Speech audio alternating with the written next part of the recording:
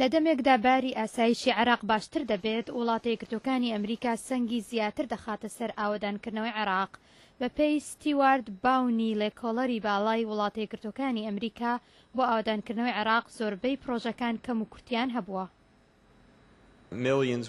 بێ ملیۆنان بێمفا خەرج بوونە لە کۆلی چاپۆلیسێن بەغدایش بەر ئاڤاهەیە بێسەروبەر. باون دەڵێت وڵاتە یەکگرتووەکانی ئەمریکا 13 ملیۆن دۆلاری ئاوەدانکردنەوەی بۆ حکوومەتی عێراق گەڕاندۆتەوە.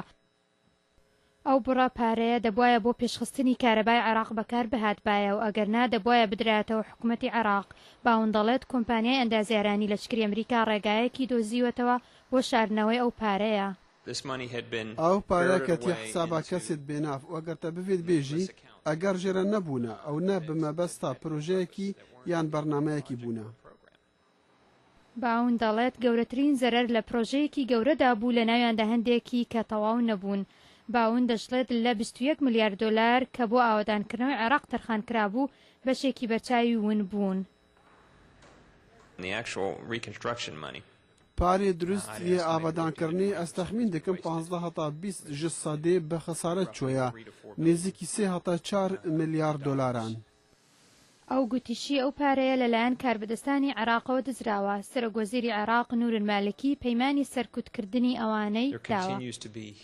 ئەڤە پرسگرێکن مەزنین بەردەوامن لە وەزارەتە نەفتێ وەزارەتە بەزرگانیە و یا بەڕەوانیە بەلێ گەندەلی سەرانسەریە. باون گوتی چاوەڕوان دەکات بەدەیان ملیۆن دۆلار کە بە شێوەیەکی نەگونجاو بۆ کاری ئاوەدانکردنەوە ڕاگیراون لە عێراق دۆزرێنەوە. ئەوێن مخبریە دەدەن نەها پتر حەز دەکەن دیار بن بە تایبەت ji demê عێراق bi سەلامەتتر lê hatî. Ez bawer dikim rê li wan dihategirtin di destûdarê bi tirzda. ئەو گوتیشی 32 ملیارد دۆلار بۆ کاری ئاوەدانکردنەوەی ئەفغانستانیش تەرخان کراوە و گوتی هەمان کێشە لەوێژ ڕوودەدات ئەگەر ئەو پارەیە زۆر بە شێوەیەکی باش بەکار نێنرێت وەکو لەسەر پرۆژەی بچووکتر. ئەو وڵاتێکی گەلک فەقیرە خەلکێوێ بەربەڵاو بووە لە سرانسەری گوندên ئاسێ ئەوجا ژیانە بزەحمەتر دەبتن و ئەو سەرەدەریە دەگەل بازرگانان شەڕی و عەشیرەتان دکن. بەڵام دەڵێت ئەگەر چاودێریەکی تونتر نەکرێت هەم لە عێراق و هەم لە ئەفغانستانش بە فیرۆدوانی پارە بەردەوام دەبێت. ئەم راپۆرتەتان لە دەنگی ئەمریکاوە پێشکەش کرا.